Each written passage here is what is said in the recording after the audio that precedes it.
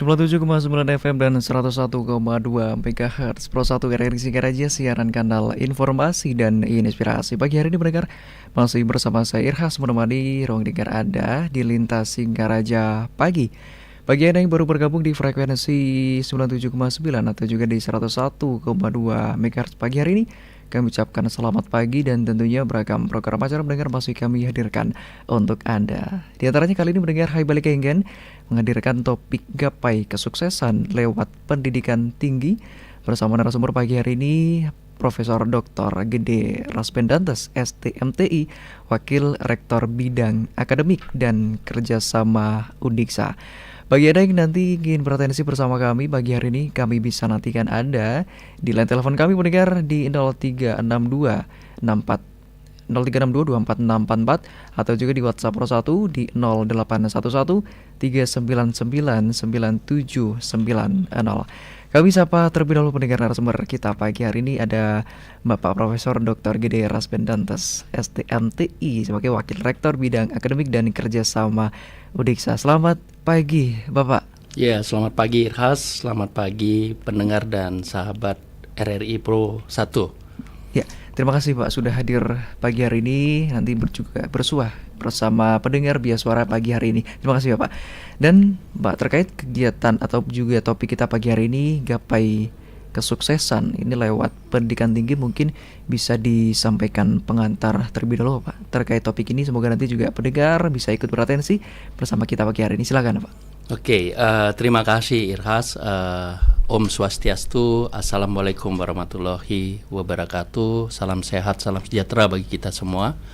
Salam Namo Buddhaya, salam kebajikan, dan salam harmoni dari Universitas Pendidikan Ganesha.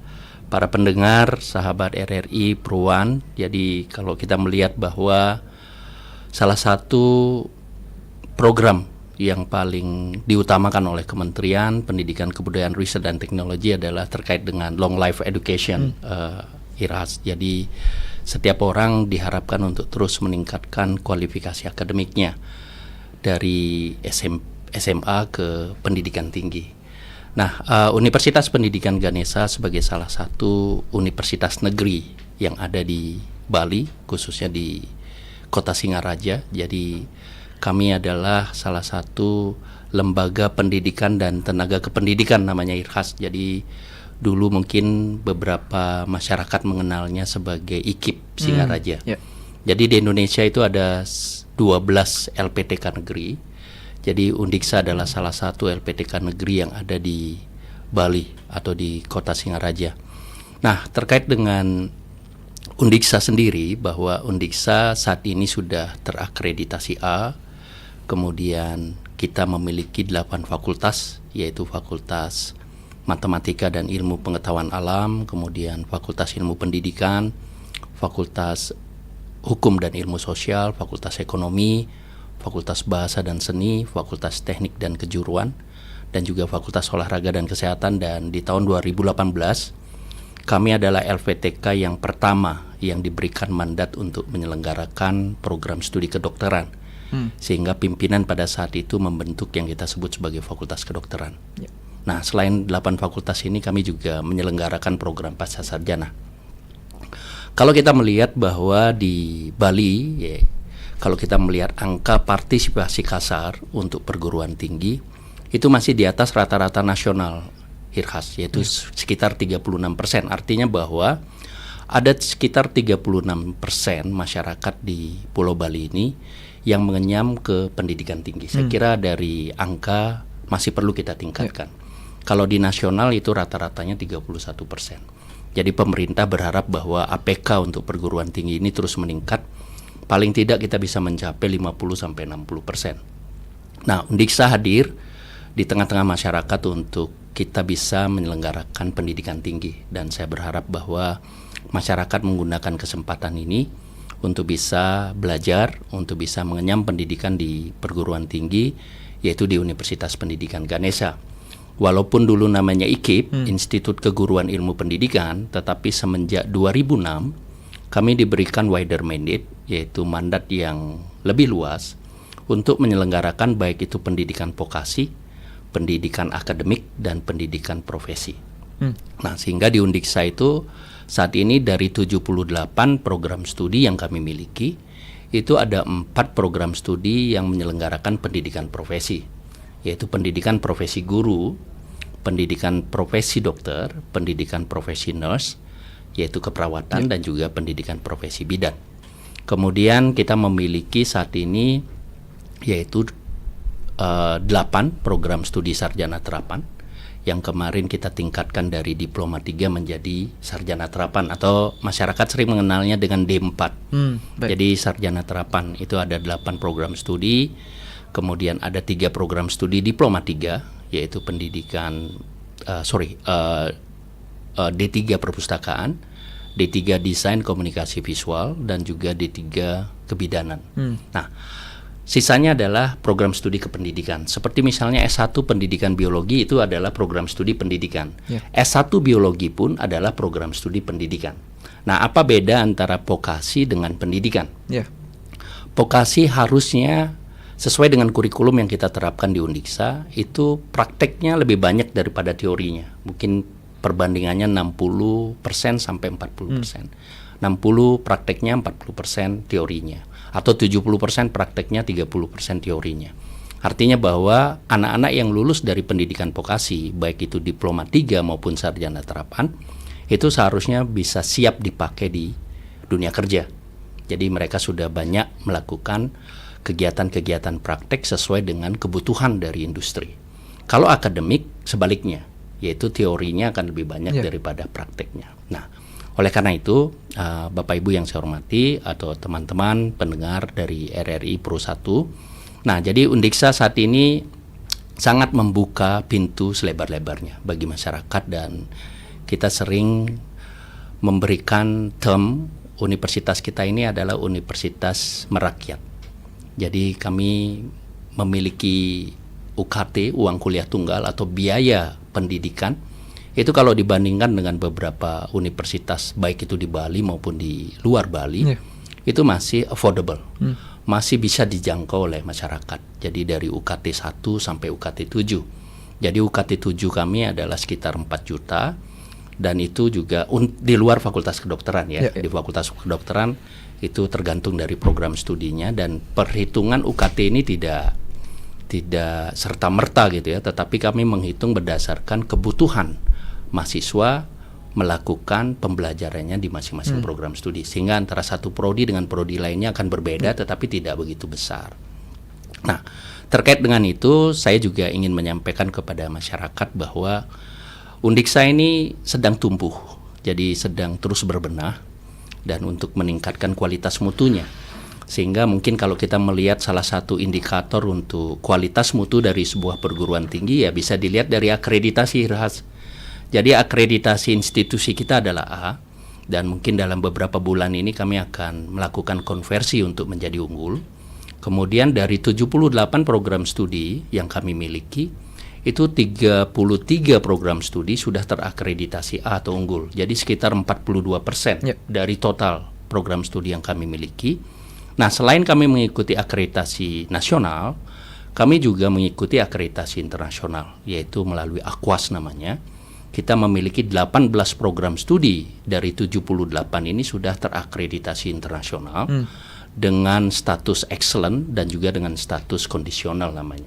Jadi ini sedang kami terus dorong teman-teman untuk meningkatkan kualitasnya.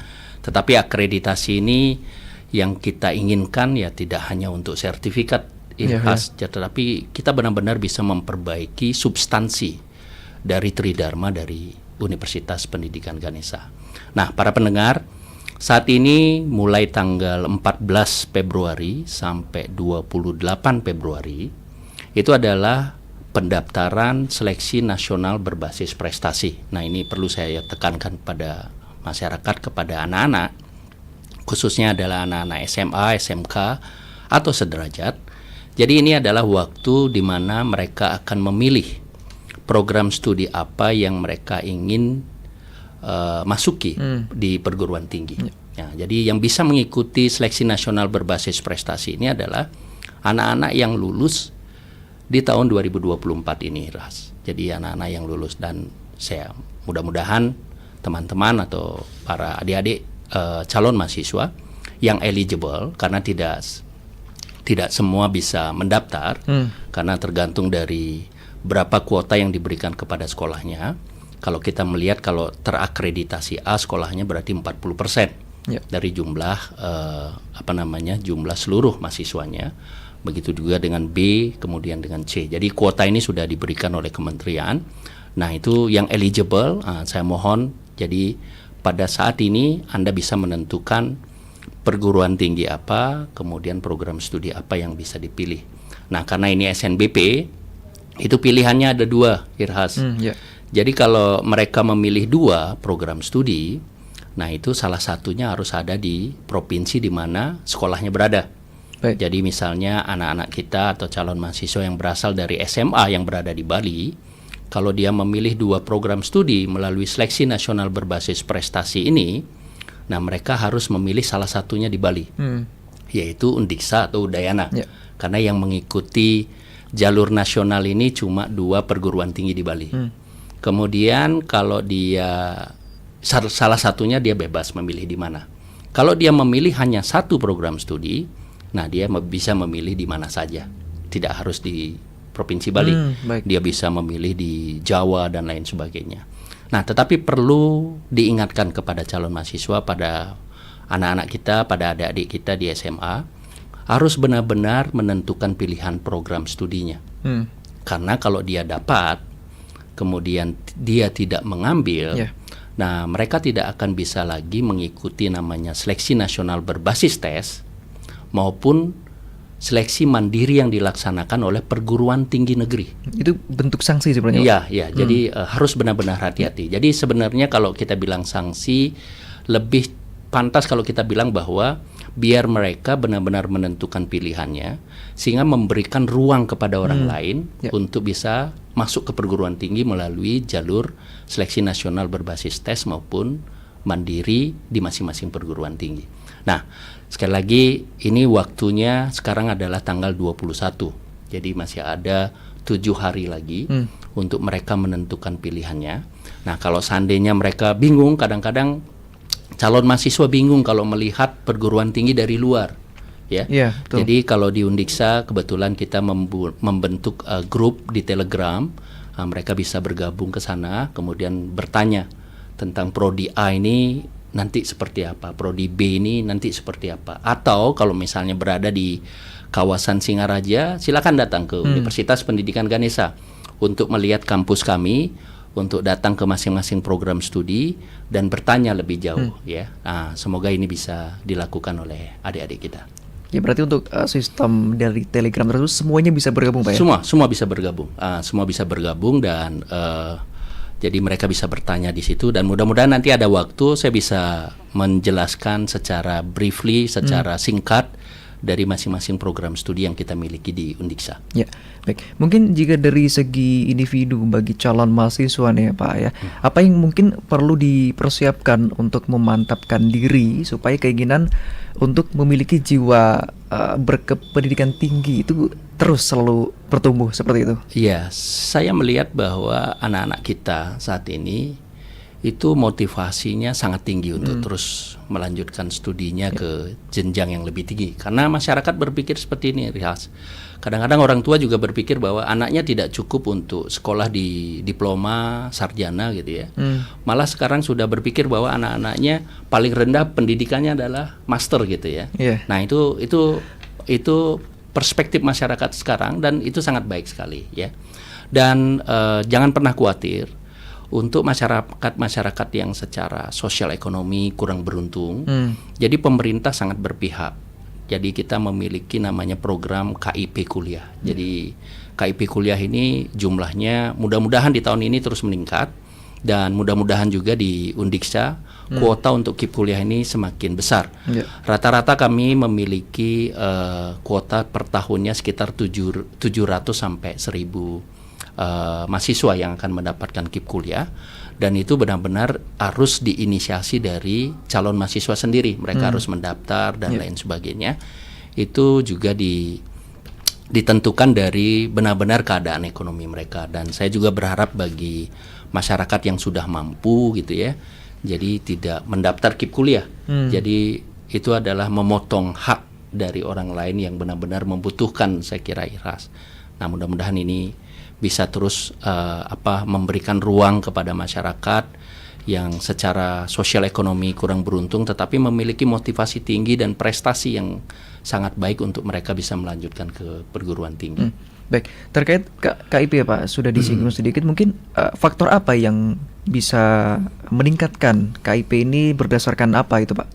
Oke, KIP kuliah ini kalau di tahun lalu saya kira banyak sekali alokasi pemerintah yang dilakukan untuk kegiatan-kegiatan yang lain ya, IRHAS ya, mungkin di infrastruktur atau mungkin kemarin kita sudah baru menyelesaikan kegiatan pemilu. Nah, mungkin ada beberapa alokasi yang mereka lakukan untuk kebutuhan yang lain. Sehingga di tahun 2023 kemarin ada penurunan sedikit terkait dengan KIP kuliah. Dan saya kira tahun ini pemerintah memiliki komitmen untuk meningkatkan kuota dari KIP kuliah naik. Nah, KIP kuliah ini benar-benar ditentukan dari keadaan ekonomi masyarakat IRHAS. Jadi pemerintah kan sudah memiliki database terkait dengan itu ya. Jadi ada yang mendapatkan, ya keluarga yang mendapatkan bantuan layanan BLT namanya. Kemudian ada masyarakat yang masuk ke dalam kelompok Indonesia Sejahtera dan lain sebagainya. Nah, mungkin itu adalah salah satu pertimbangan anak ini akan mendapatkan KIP atau tidak gitu ya. Tapi kalau dari kampus sendiri? Dari kampus sendiri saya kira kalau dia sudah membawa kartu KIP kuliah, kemudian kita akan sorting, kita akan filtering berdasarkan, jadi KIP kuliah itu juga memiliki grade mereka. Nah, jadi ada yang paling sosial ekonominya paling rendah, kemudian terus meningkat. Kadang-kadang karena kuotanya kita juga ditentukan, misalnya saja 700 orang kita memiliki kuota, tapi pendaftarnya lebih dari 700 IRHAS. Oleh karena itu mereka akan diseleksi gitu ya. Nah, jadi kita juga diberikan regulasi oleh pemerintah bahwa seluruh perguruan tinggi termasuk Undiksa itu minimal harus mengakomodir 20% orang-orang yang secara ekonomi tidak beruntung atau yang kita sebut sebagai afirmasi. Jadi secara ekonomi kurang beruntung, mereka berasal dari 3T, daerah 3T, kemudian ada afirmasi Papua, adik Papua namanya. Nah, ini totalnya adalah 20%, termasuk yang berada di UKT 1 dan UKT 2. Jadi UKT 1 dan UKT 2 di seluruh perguruan tinggi itu besarannya sama IRHAS. Jadi 500.000 untuk UKT 1, kemudian UKT 2 adalah 1 juta. Nah, ini saya kira yang paling tinggi pun di Undiksa ini di luar Fakultas Kedokteran yaitu sekitar 4 juta. Kalau IRHAS bagi itu mungkin sekitar 600.000 per bulan lah. Jadi untuk yang memiliki ekonomi menengah ke atas saya kira masih affordable UKT yang dimiliki oleh Universitas Pendidikan Ganesha. Mungkin juga yang menjadi persoalan bagi para orang tua di luar sana Pak ya, terkait KIP ini, apakah memang semuanya bisa dapat gitu, seperti itu juga permintaan bahwa anaknya ingin memiliki biaya yang memang sesuai dengan kemampuan orang tua. Iya, seperti yang saya sampaikan tadi, jadi KIP kuliah ini sangat terbatas di masing-masing perguruan tinggi sesuai dengan kuotanya. Tetapi untuk penentuan UKT 1 sampai UKT 7 itu berdasarkan data-data yang mereka kirimkan pada kami, IRHAS. Jadi di situ ada rekening listrik, kemudian PBB-nya, kemudian berapa kendaraan yang mereka punya, kendaraan roda 2, roda 4, kemudian foto rumahnya. Dan kita karena jumlahnya cukup banyak, kita tidak bisa melakukan visitasi ke semua calon mahasiswa. Kami melakukan sampling. Jadi kami melakukan sampling untuk melakukan visitasi kepada calon mahasiswa kami, apakah ini berhak untuk mendapatkan UKT 1 dan atau UKT 2 atau UKT berapa gitu ya, 3, 4, 5 itu berdasarkan rating sosial ekonominya. Ya, baik, mungkin selain dari permasalahan dari KIP ini mungkin juga terkait tempat tinggal Pak. Benar. Seperti apa terkait hal itu Pak? Jadi Undiksa memiliki asrama atau dormitori saat ini ada, kalau di Jineng Dalam itu ada sekitar 2 tower. Jadi kemudian di Jalan Jatayu saat ini ada 1 tower. Dan selama ini asrama kita selalu penuh. Kemudian kita selalu memprioritaskan bagi anak-anak yang benar-benar membutuhkan, dan mereka itu kalau yang benar-benar membutuhkan, mereka bisa di sana sampai mereka menyelesaikan studinya. Tetapi kalau yang memang ada request untuk misalnya mahasiswa baru yang benar-benar ekonominya lebih kurang beruntung daripada yang ada di sana, jadi kita bisa menggantikan mereka. Jadi kita itu berharap bahwa mereka 1 tahun di situ, ya, 1 tahun di asrama. Kemudian kalau misalnya ada request untuk mahasiswa baru kita karena tempatnya sudah penuh, jadi yang ekonominya lebih baik ya kita harapkan untuk mereka bisa mencari pemondokan, kemudian diganti dengan mahasiswa-mahasiswa baru kita. Yang itu yang mekanisme yang kita lakukan untuk asrama. Dan di asrama pun kita menaruh ibu asrama, Irhas, untuk mengontrol anak-anak kita, termasuk security juga. Jadi mudah-mudahan nanti ke depan Undiksa bisa membangun tower lagi untuk asrama ini. Baik, mungkin juga untuk bagi para orang tua nih Pak, terkait putra-putrinya yang mungkin berpendidikan di Undiksa, kemudian memang dari awal berkeinginan karena memang kayak ekonomi yang bisa dikatakan kurang, kemudian mereka berkeinginan untuk menetap di asrama sampai selesai, itu seperti apa? Itu bisa. Jadi mereka bisa mengajukan kepada rektor, dan rektor pasti akan mempertimbangkan terkait dengan itu, ya. Kecuali kalau ada memang calon-calon mahasiswa baru yang benar-benar membutuhkan dan memiliki ekonomi lebih kurang beruntung dibandingkan dengan yang sudah ada di sana. Nah, jadi kalau memang tidak ada, ya itu mereka bisa berada di asrama sampai mereka bisa menyelesaikan studinya di Universitas Pendidikan Ganesha.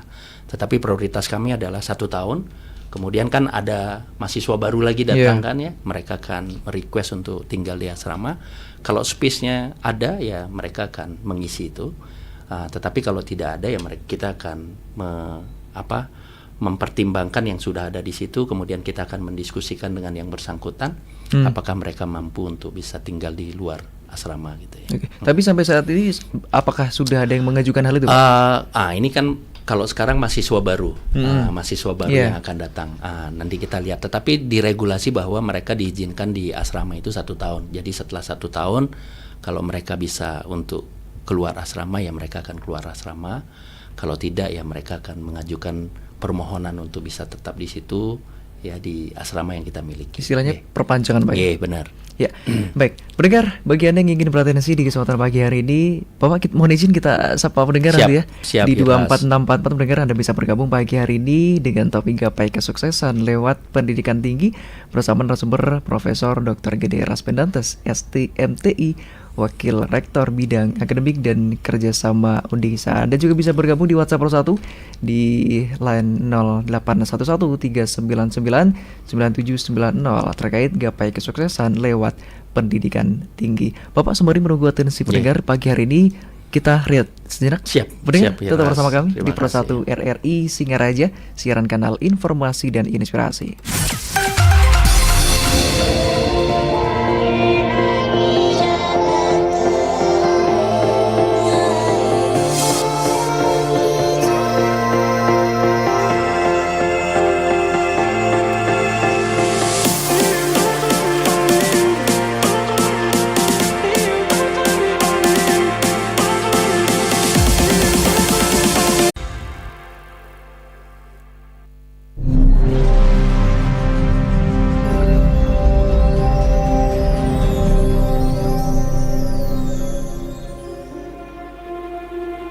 Bangunan itu nyaris rubuh, dindingnya miring bersangga sebalok kayu, atapnya bocor di mana-mana.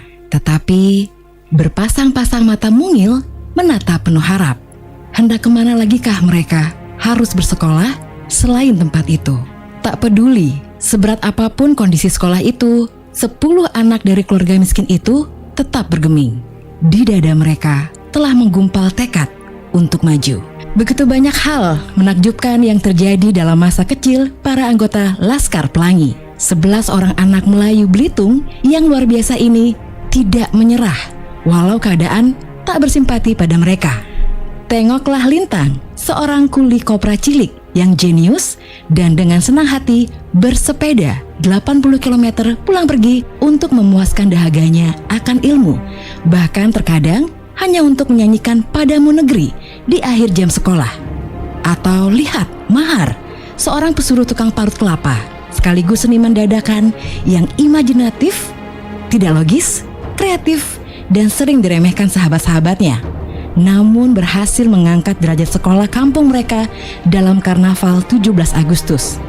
Dan juga ada 9 orang laskar pelangi lain yang begitu bersemangat dalam menjalani hidup dan berjuang meraih cita-cita. Ironisnya, kehidupan mereka, kejujuran pemikiran mereka, indahnya petualangan mereka membuat siapa saja bisa ikut tertawa, menangis, dan tersentuh saat membaca setiap lembarnya. Buku ini dipersembahkan buat mereka yang meyakini the magic of childhood memories, dan khususnya juga buat siapa saja yang masih meyakini adanya pintu keajaiban lain untuk mengubah dunia pendidikan. Banyak sekali pesan yang bisa diambil dari Laskar Pelangi dan diterapkan dalam kehidupan sehari-hari. Misalnya saja, bersyukur kepada Tuhan, menghargai apapun yang terjadi, dan tak mudah untuk menyerah dengan terus berusaha semaksimal mungkin. Namun selain itu, perlu juga diingat bahwa takdir sudah berada di tangan Tuhan dan kepintaran bukan jadi tolak ukur kesuksesan seseorang.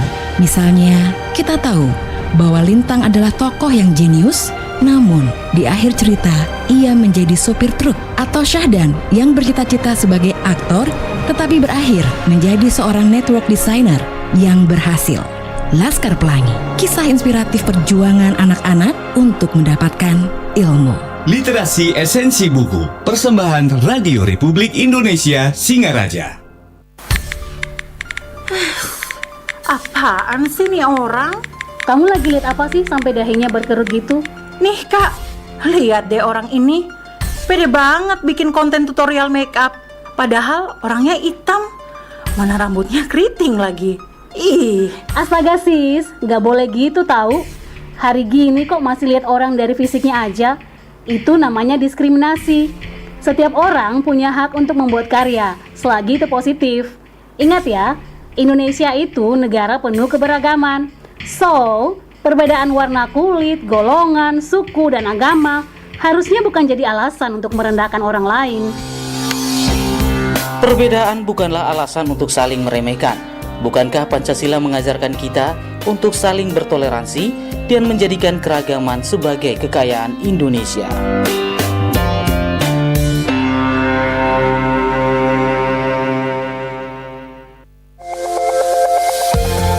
Flexing akhir-akhir ini ramai dibicarakan masyarakat. Media sosial ini menjadi sarana favorit untuk melakukan flexing. Sebelumnya pamer dianggap tabu, dilarang, dan tidak pantas. Tapi kini menjadi hal yang umum. Pamer saldo ATM, liburan ke luar negeri, pamer tas dan mobil mewah, serta sederet barang mewah lainnya. Sebenarnya apa sih manfaat flexing? Menurut pakar bisnis Renald Kasali, flexing banyak digunakan sebagai strategi pemasaran. Umumnya dilakukan para pembicara tentang latar belakang pendidikan, pencapaian, penghargaan, dan lain-lain. Bertujuan agar audiens yakin dengan kapasitas dan kemampuan pembicara. Namun kini flexing berkembang dengan pamer kekayaan yang justru memunculkan penilaian negatif, bahkan dapat merugikan diri sendiri. Psikolog klinis personal growth Stephanie Valentina menyebut, flexing merupakan salah satu cara untuk menghargai suatu keberhasilan. Namun bisa jadi masalah apabila dilakukan secara berlebihan atau sekedar untuk menutupi kekurangan. Kalau menurut Anda, bagaimana?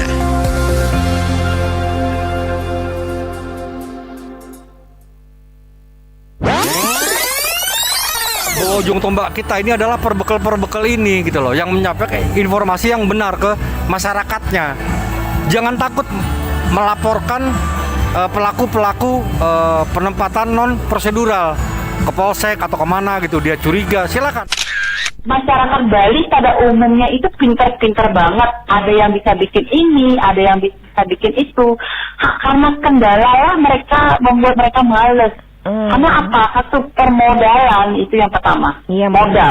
Sebetulnya konsep energi bersih yang paling baik adalah yang sesuai dengan sumber daya alam yang dimiliki oleh negara tersebut. Jadi dalam hal ini karena Indonesia ini negara kepulauan, maka konsepnya bukan lagi konsep interkoneksi. Kalau pulau-pulau yang besar mungkin bisa ya Sumatera, Jawa. Tapi begitu kita bicara Indonesia Timur, maka itu harus menggunakan kearifan lokal. Simak pembahasan topik yang menjadi isu terkini dalam dialog Hai Bali Kengken jam 9 hingga jam 10 pagi di Pro 1 RRI Singaraja, siaran kanal informasi dan inspirasi.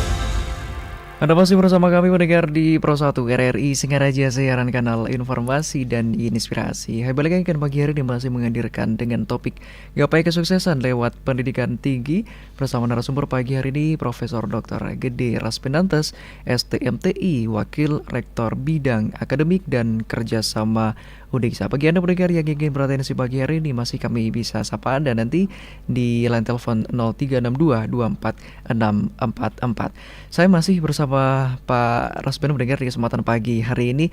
Nah, Bapak, mungkin apa yang perlu dipersiapkan bagi calon-calon mahasiswa tentunya untuk menjadi pertimbangan mereka memilih universitas yang baik tentunya di era sekarang ini? Oke, terima kasih Irhas. Jadi yang pertama sebenarnya semua universitas sama ya Irhas ya. Jadi tergantung bagaimana kita mengeksplorasi potensi yang kita miliki. Jadi Anda belajar di perguruan tinggi A, perguruan tinggi B atau perguruan tinggi C atau malah di Undiksa, saya kira dosen-dosen yang akan mengajar Anda berusaha untuk memberikan pendidikan yang berkualitas. Karena kita belajar atau kita akan mengajar, ya para dosen akan mengajar sesuai dengan referensi yang sudah mereka miliki.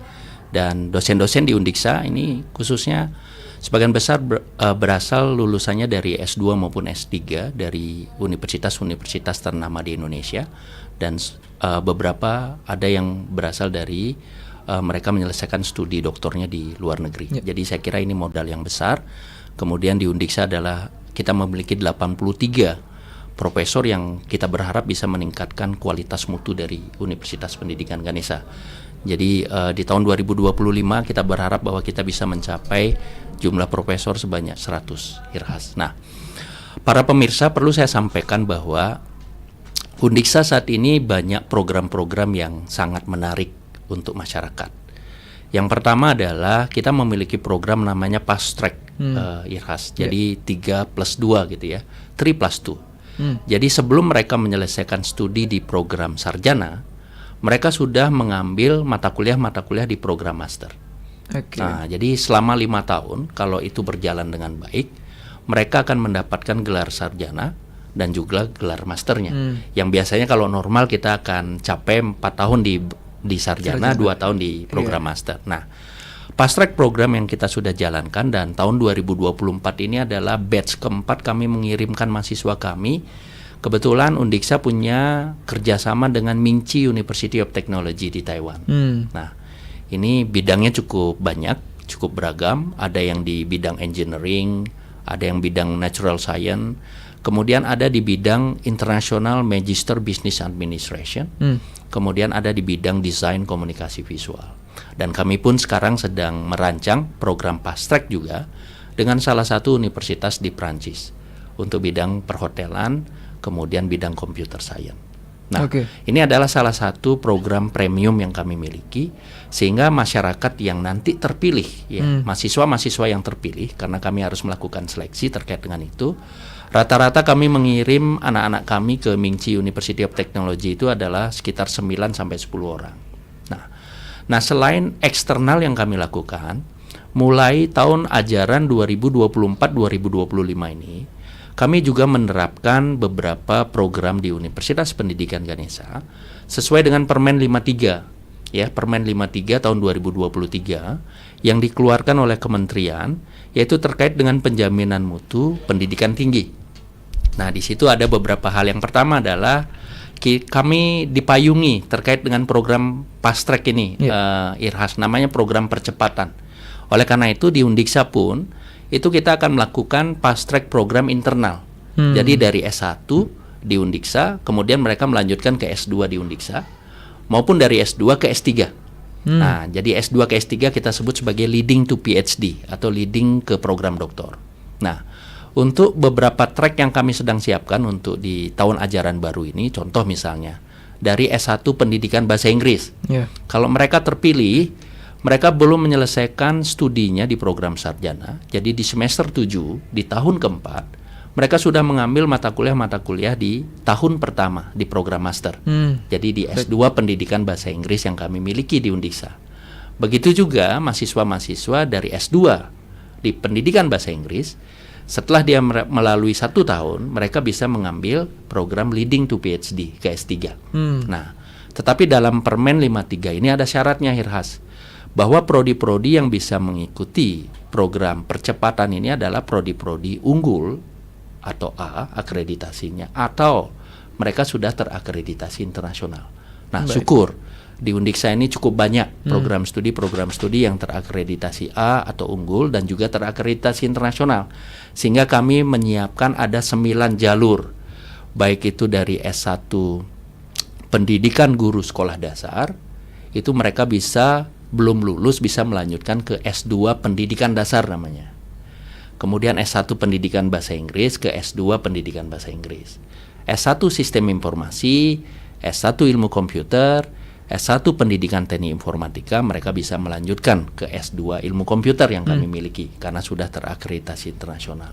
Nah, begitu juga dengan prodi yang lain. Nah, dalam Permen 53 ini seperti Hirhas sampaikan tadi bahwa Pak Menteri kadang-kadang Pak Menteri membungkusnya dengan sederhana bahwa skripsi tidak wajib gitu ya. Nah, tetapi kalau kita lihat di Permen 53 dia sampaikan bahwa tugas akhir bisa dalam bentuk skripsi, dalam bentuk prototype, dalam bentuk project atau bentuk lainnya gitu. Kalau di peraturannya yang bisa diberikan kepada mahasiswa kita. Jadi tidak harus skripsi atau bentuk lain. Nah, salah satu contoh yang kami akan implementasi di Undiksa, anak-anak S1 Pendidikan Seni Rupa. Nah, jadi mereka untuk menyelesaikan studinya karena mereka kompetensinya adalah di bidang seni. Jadi baik itu membuat lukisan, kemudian patung atau bentuk seni lainnya, sehingga itu adalah menjadi sebuah produk yang mereka hasilkan. Ya. Jadi produk itu dihasilkan, kemudian mereka melakukan pameran bersama dengan teman-temannya, kemudian membuat katalog pameran. Jadi mereka tidak perlu membuat skripsi sesuai dengan skripsi sesuai dengan kaidah-kaidah akademik yang sudah kita lalui selama ini gitu ya. Kadang-kadang itu yang membuat anak-anak kita di beberapa program studi itu masa studinya terus molor karena dia menulisnya susah karena memang kompetensinya tidak di situ. Tetapi dia akan membuat produk baik itu lukisan, kemudian patung dan lain sebagainya. Nah, itulah produk mereka yang bisa mereka pamerkan, yang kita bisa sebut sebagai bentuk lainnya dari tugas akhir. Nah, contoh yang lain misalnya di sarjana terapan. Ini hanya berlaku untuk program sarjana dan sarjana terapan. Jadi kalau di sarjana terapan misalnya anggap saja sarjana terapan teknologi rekayasa perangkat lunak. Mereka membuat produk, membuat aplikasi. Kemudian aplikasi itu mereka tuliskan dalam bentuk laporan teknik. Berbeda dengan skripsi-skripsi yang sudah ada saat ini, misalnya bab 1 pendahuluan, bab 2 kajian teori, bab 3 metodologinya, bab 4 hasil dan pembahasan dan disimpulkan gitu ya. Nah, akan berbeda. Jadi laporan teknik itu adalah laporan yang menyampaikan misalnya kalau di bidang komputer, di aplikasi, kira-kira rancangan sistemnya seperti apa, rancangan database-nya seperti apa, rancangan antarmukanya seperti apa, kemudian mereka mengimplementasi, kemudian ada hasil. Jadi ada bentuk yang berbeda. Nah, ini yang sedang kita siapkan dalam bentuk panduan untuk mereka bisa, yang mana wajib harus menulis skripsi, prodi-prodi mana yang bisa digantikan dengan bentuk lainnya. Tetapi secara umum saya kira skripsi ini sangat penting untuk memberikan pengetahuan scientific writing kepada anak-anak kita. Jadi mereka akan membutuhkan itu. Khususnya adalah untuk pendidikan akademik. Kalau S1 pendidikan biologi, saya kira mereka harus membuat skripsi. S1 biologi harus membuat skripsi. S1 ilmu komputer, ya mereka harus membuat skripsi. Nah, ini yang sedang kita diskusikan di internal. Nah, itu kira-kira. Dan beberapa hal sebenarnya ditetapkan dalam permen ini, termasuk masa studi, kemudian jumlah SKS yang harus diambil oleh mahasiswa kita. Tetapi kita sebagai perguruan tinggi tetap menerapkan yang kita sebut sebagai Merdeka Belajar, Kampus Merdeka Irhas. Jadi kami memberikan kesempatan kepada mereka untuk mereka bisa belajar di luar program studinya. Nah, kalau Irhas sekarang lihat, mungkin di jalan akan banyak mahasiswa-mahasiswa yang menggunakan jas alma mater dari universitas yang, oh ini dari universitas mana ya? Nah, Undiksa saat ini menerima 307 mahasiswa yang bertukar ke sini Irhas. Jadi mereka akan belajar di sini selama 1 semester. Itu ada 307 mahasiswa yang berasal dari seratusan universitas. Universitas Negeri Yogyakarta, dari timur sampai barat lah ya. Itu sudah dimulai dari kapan, Pak? Kami menerimanya kemarin. Nah, mereka sudah ada di sini, mereka akan membaur dengan masyarakat dan mereka cari pemondokan di sekitar kampus Undiksa. Dan itu akan membawa warna yang berbeda terhadap Undiksa terkait dengan academic environment-nya. Dan kami berharap bahwa kami juga bisa menularkan hal-hal yang baik kepada mereka, dan mereka juga bisa menularkan hal-hal yang baik kepada kami, baik itu mahasiswa, dosen maupun ya seluruh sivitas akademika di Undiksa. Dan saya kira ini juga akan memberikan dampak kepada pemerintah daerah ya. Ada 300 orang datang ke sini, kemudian mereka melakukan pemondokan di sini, mereka hidup sehari-hari di sini. Saya kira mudah-mudahan juga akan memberikan dampak yang positif kepada pemerintah daerah. Secara tidak langsung juga bisa meningkatkan PAD, Pak ya. Benar, Irhas. Baik. Kemudian mungkin program pasca pendidikan, Pak, atau pasca kuliah seperti itu, mungkin ada rekomendasi dari Undiksa sendiri setelah tamat nanti ada rekomendasi untuk melanjutkan mendapatkan pekerjaan seperti itu. Oke, Irhas. Jadi Undiksa ini dalam kurikulumnya itu kita memberikan kesempatan kepada mereka untuk belajar di luar prodi. Artinya apa? Pertama adalah mereka bisa melakukan kegiatan magang itu di dunia kerja yang sesuai dengan kompetensi yang mereka miliki. Nah, itu selama 1 semester Irhas. Jadi ada beberapa program studi khususnya di sarjana terapan, mereka malah melakukannya selama 2 semester.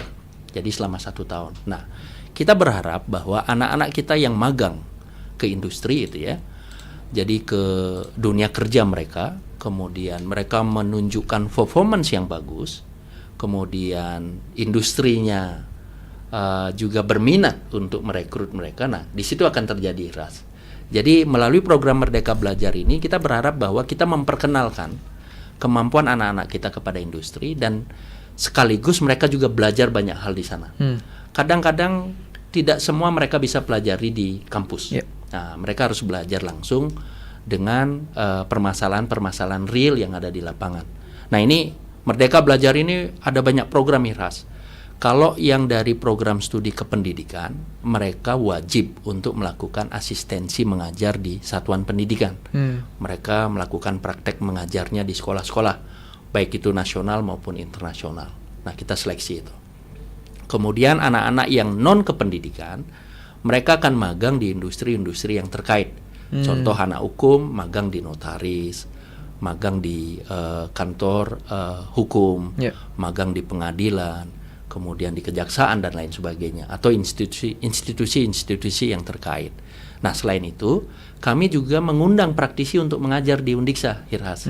Sehingga kita berharap bahwa para praktisi ini, contoh Irhas lah, Irhas ada di RRI, kemudian sudah banyak pengalaman di sini, bisa berbagi dengan teman-teman kita yang ada di teknologi pendidikan, karena beberapa mata kuliahnya terkait juga dengan penyiaran atau di bahasa Indonesia, pendidikan bahasa Indonesia.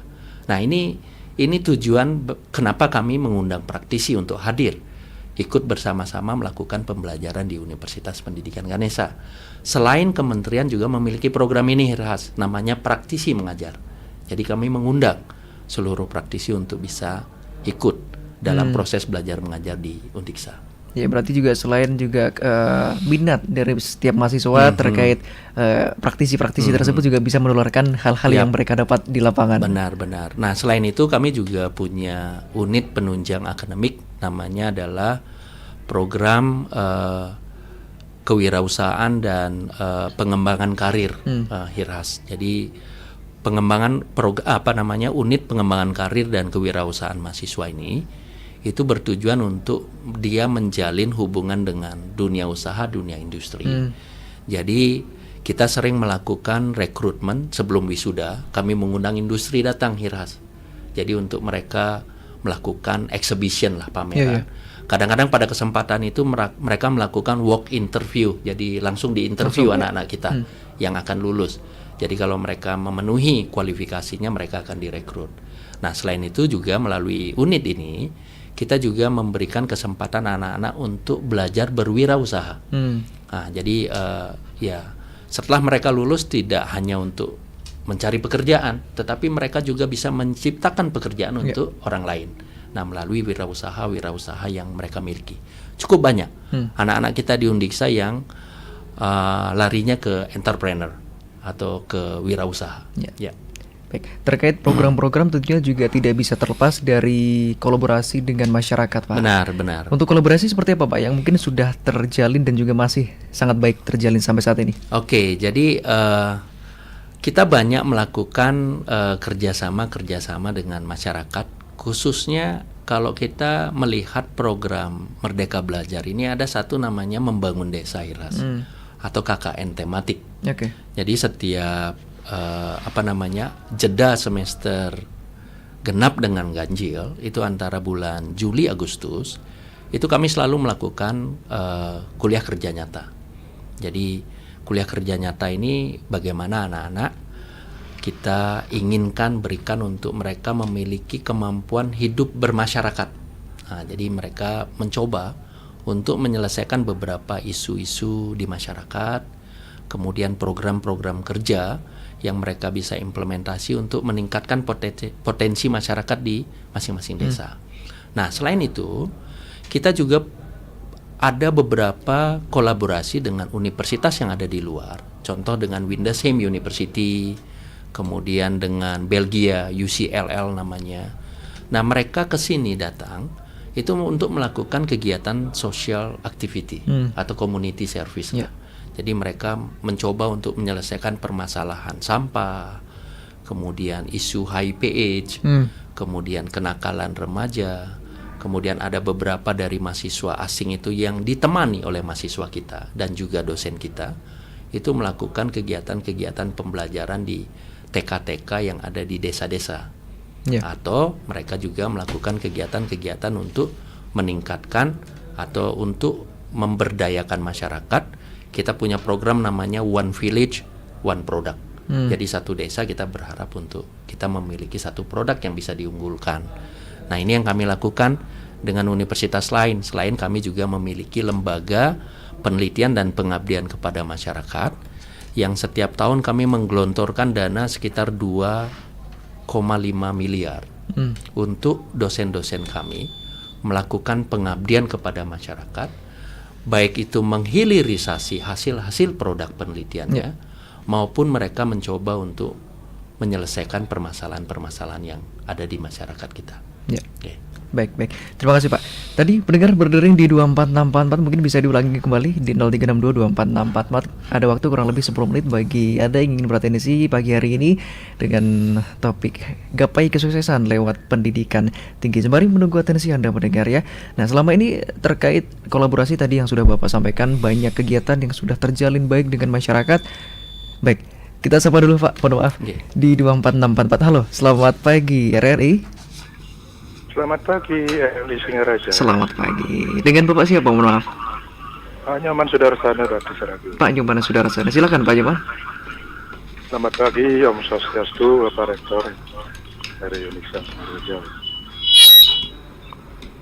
Ya. Terima kasih atas informasi-informasinya terkait dengan penerimaan mahasiswa baru melalui jalur nasional dan juga hal-hal pendidikan yang lainnya. Kami jujur saja, selaku masyarakat Buleleng, sangat bangga memiliki Universitas Singaraja, di mana Universitas Singaraja terus dapat meningkatkan pendidikannya dan membantu masyarakat bagi yang tidak mampu dan juga yang lainnya, sehingga masyarakat tidak ada kesulitan dan juga ada peningkatan untuk sekolah di Universitas Singaraja. Dan juga kami sangat merasakan juga terkait dengan peningkatan ekonomi di Buleleng, meningkatkan ekonomi, pertumbuhan ekonomi sangat dirasakan oleh masyarakat Buleleng. Tentunya harapan kami terus Universitas meningkatkan pendidikan dan mampu berikan kontribusi pada Buleleng. Tadi disampaikan ada mahasiswa yang masuk ke Universitas Singaraja yaitu 300-an. Ini betul-betul membawa dampak positif bagi Buleleng. Ya. Tentunya di sini kami ada pertanyaan, Bapak, bagaimana untuk biaya untuk tahun 2024 per semesternya, apakah ada peningkatan? Tentunya harapan kami bisa terus dapat membantu masyarakat yang lemah.